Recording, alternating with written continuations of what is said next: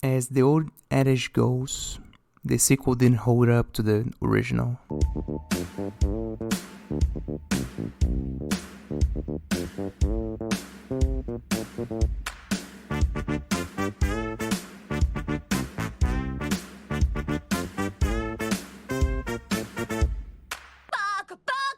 Hello everyone, welcome to the Weeb Initiative. I'm your host, the Weeb. This is the show where every other week I'll be talking about anime, manga, and everything in between.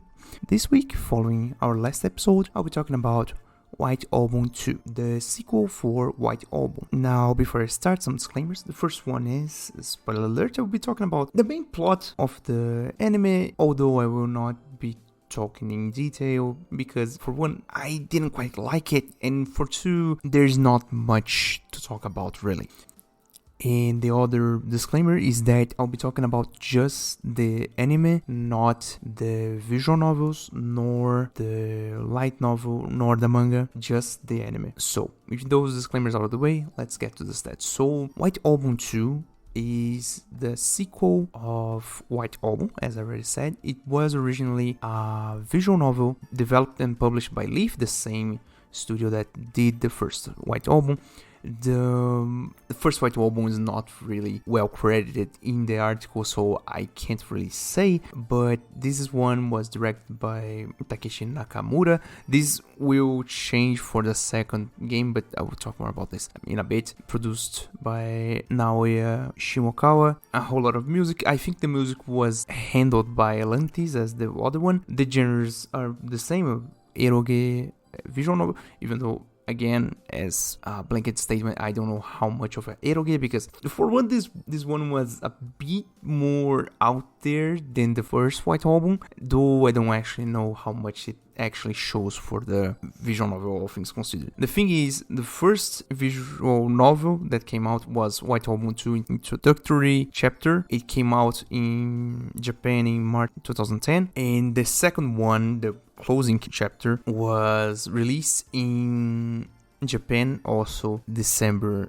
2011. There is no re-release for the international market, just an all ages version that was published in 2012 for the PS3 and 2013 for the PS Vita, also just in Japan. For all of that's worth, if you research a lot, I think you can actually get the original one to actually run and translate it, but that's not what I do here. So that being said, there was a manga that came out from 2013 to 2015 with 4 volumes, and now the anime that I will be talking about, done by the studio Satellite, the same guys who did my beloved Symphony Gear. It's so much so that I found one specific frame where they show this to not even side characters, just extras that really look really closely to like Shirabe and Kirika, but that's besides the point. It ran from October 2013 to December 2013. It has 13 episodes without any extras, and so with that I can actually start the story. So the first thing that we need to actually get right is that they mention the original White Album in a manner that I will say that it is really close to how they did for Love Live and Love Live Sunshine, where they actually saw the original but didn't actually interact with the people themselves. So it opens in a school, a preparatory school with a general curriculum and a music program, and we have our 3 main characters introduced. Let's say we start introducing just the first 2. There are Kitara Haruki, our main protagonist, the main guy, and the second main character, one of our main heroines, Ogiso Setsuna, who is the school idol for the most part. And in a weird development, we have this thing where Haruki is helping with the school festival and so on and so forth. They are in the 3rd year of high school, so they are really close to graduating, and so Haruki is kind of helping the preparations for the festival.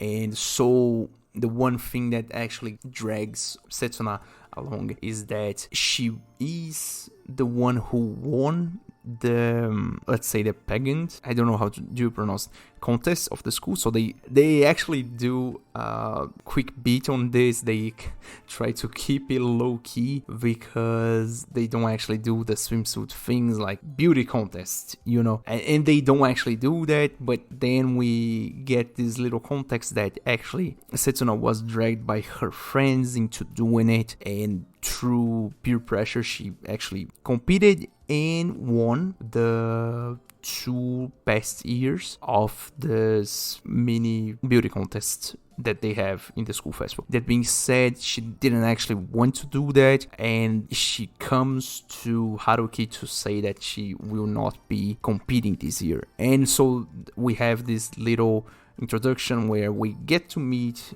Haruki, Setsuna a bit, and also see a bit of their personality. So Setsuna at the beginning, she's really shy, really just on her own. She doesn't actually want to oppose anything. She's really innocent at the very start, but then we get to learn that through acting normal with her, because she was basically being treated as the school idol, even though she didn't want to get that kind of fame. She is treated really different from other people, and through talking to her normally, Haruki really breaks her shell, let's say, and she starts acting really more normal with him.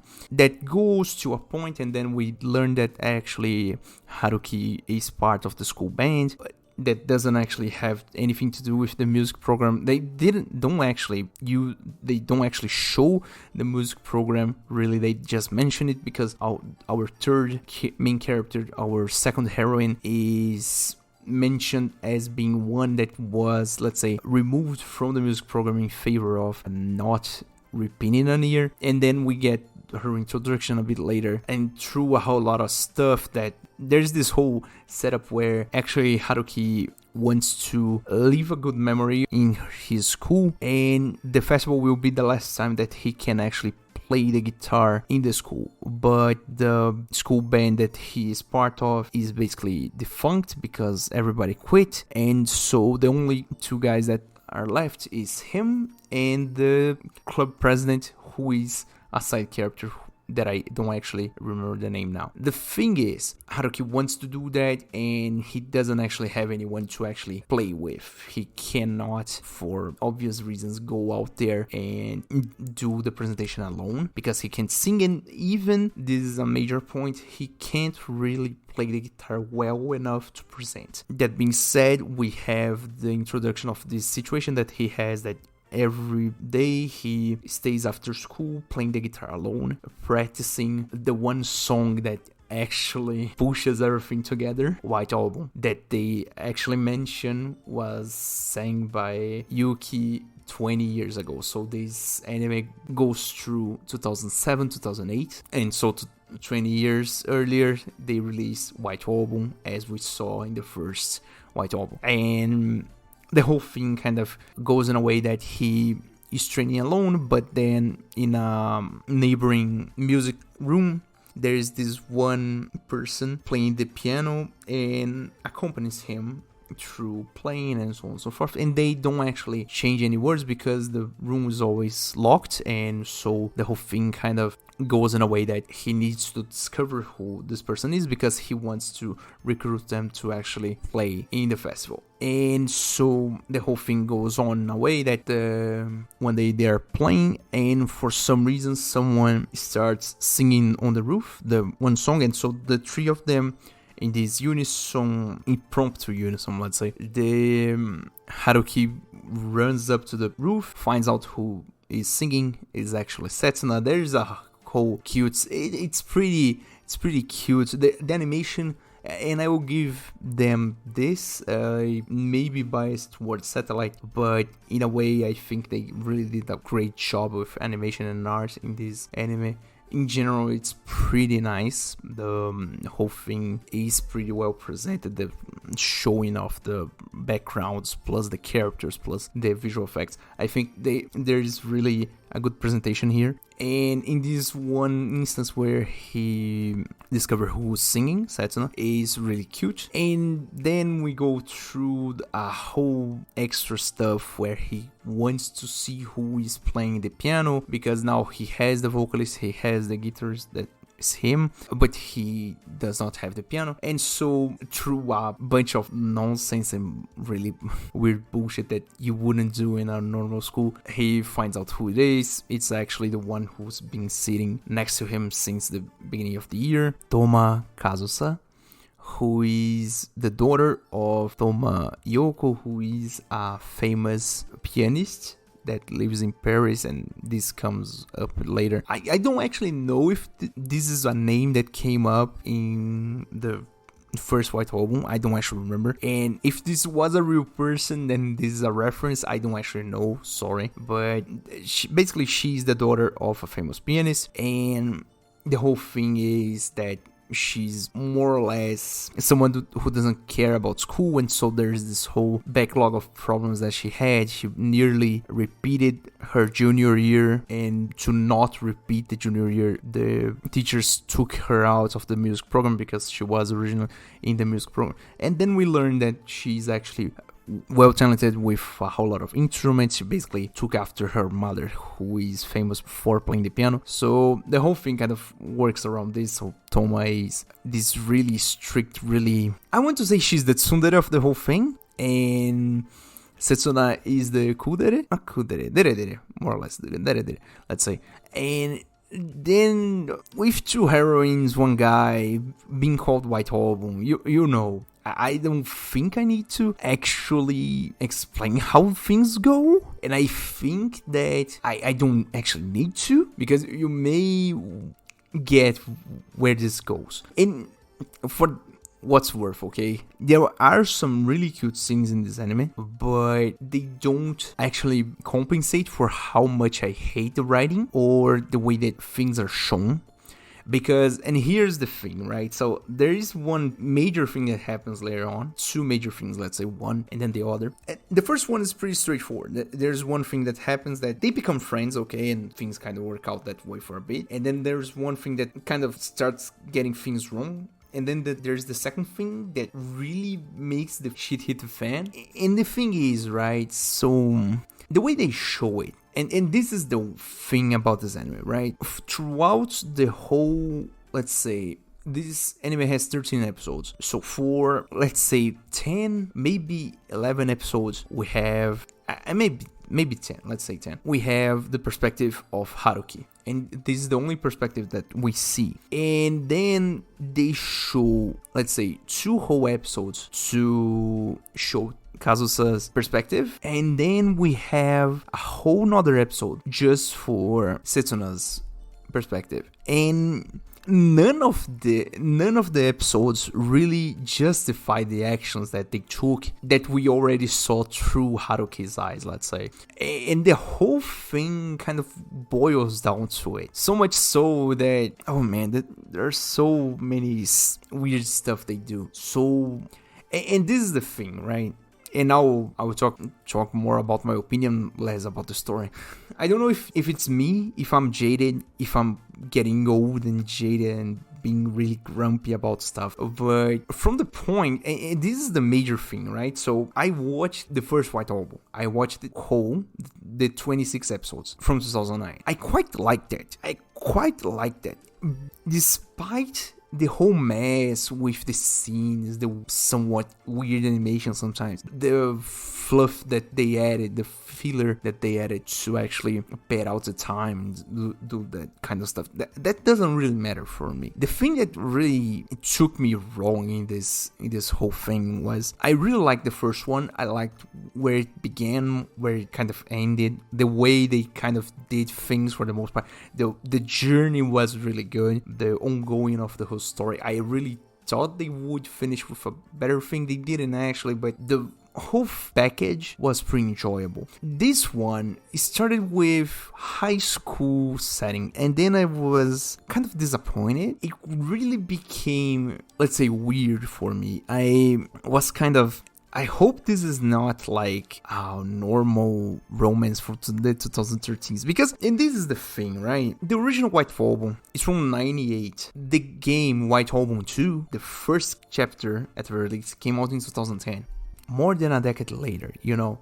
And so the whole thing kind of works out in a different way, because they have, and again, this is just about the anime, I'm just judging what I see. They need to actually do stuff, and this goes for, I mean, this depends, this is a whole different studio for the original one. So the original one was done by 7 Arcs, this one is done by Satellite, and I am not saying that Satellite did a bad job on this, but the whole thing kind of is adapted to the public, and in this case, I'm assuming this is pretty spot on with the source material. The story in and of itself, I think it's flawed. The whole thing works out until a certain point. The three of them, Haruki, Setsuna, and Kazusa, they really work as friends. It is pretty cute, pretty funny. The scenes are pretty nice, pretty enjoyable,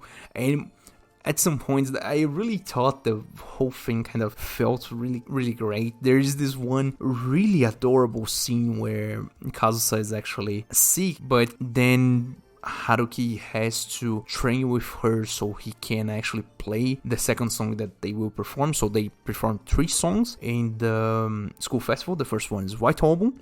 The second one is, oh my god, this it hurts to remember, but it is Sound of Destiny. And the third one is one that they put together. I think the only original song from this anime, that is Love Beyond Reach. I don't actually remember the name in Japanese, sorry. The whole thing, right? So in a quick tangent, when they actually mention, because they mention Sound of Destiny, right? When they mention Rina, they use the images from, I mean, the adaptation in anime for the images of her design in the visual novel, not the 7 Arcs anime, which in a way it's okay, but I wish they used the one from 7 Arcs. I think there's a whole mess with licensing and stuff, and why would they actually do that, because at that point the original anime was 4 years old. But the whole thing is, right, when they mention Rina, they have the second song, Sound of Destiny, that is came out in the same year, and there's this whole thing. The review for the first White Album is in the show notes, whatever. The thing is, right, so the second, when he needs to train for the second song, Sound of Destiny, there is this one guitar solo that he can't really get right, and so he needs to train with Kazusa, and she's sick. So he gets to her house, he does the normal stuff about doing porridge and serving them, and you know the whole anime trope of someone's sick, so you gotta help.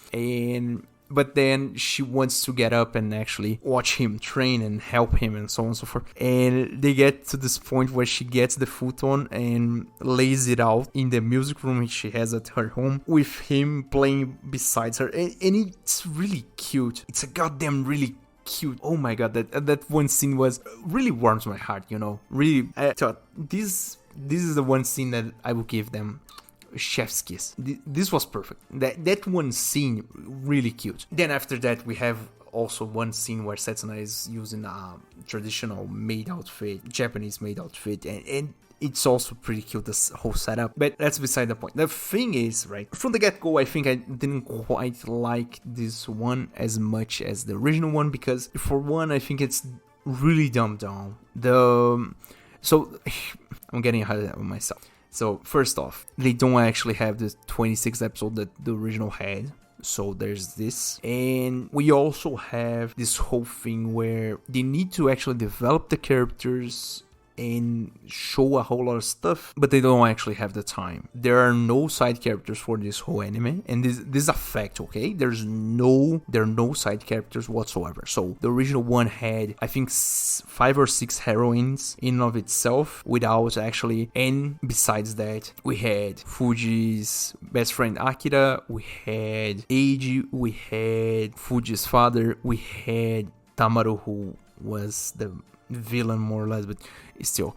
And they had that everything in the original one, and I can see that we only have 2 heroines for this part, okay, but where is the supporting cast? There's no supporting cast in this thing. Like, come on, like, really? The whole world just runs around these 3 people? And again, I think this is more of a symptom of the 13th episode more than the fact that the story is badly written. The thing that really catches me and really drags this really down for me is that the whole setting, I think, is really dumb. The whole thing where they actually push the love triangle is really dumb. The way they do it, the justifications, the reasoning that they actually give for each other to do dumb stuff and do weird shit, it's really bad. And to compound all that, the ending is terrible, okay? I think, for me at the very least, the ending is horrible.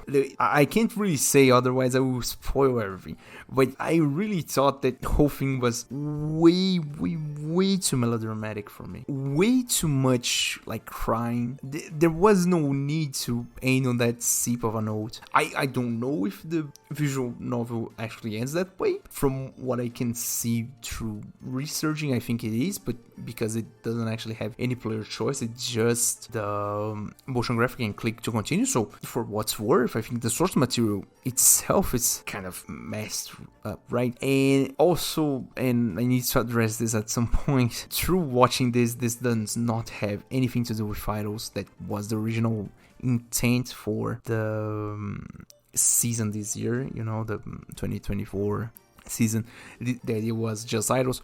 But I wouldn't sleep well knowing that I didn't watch the sequel of the original one, because the original one actually was pretty enjoyable in my taste. I had somewhat of high hopes for the second one, but this one, I don't like it. And I can't really talk too much about it without spoiling everything.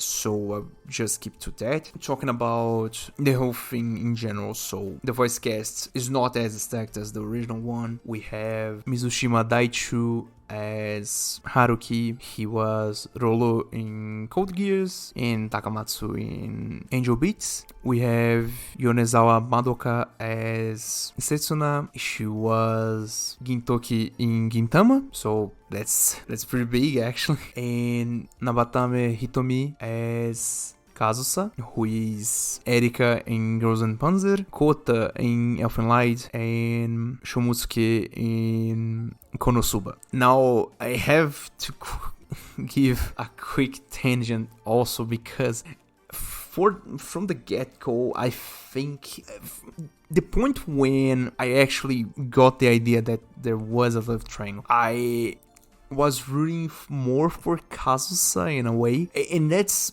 the one thing, right? I think Setsuna's design, and I'm not talking that this is a bad design, okay? But it's a thing about references and historic comparison, let's say.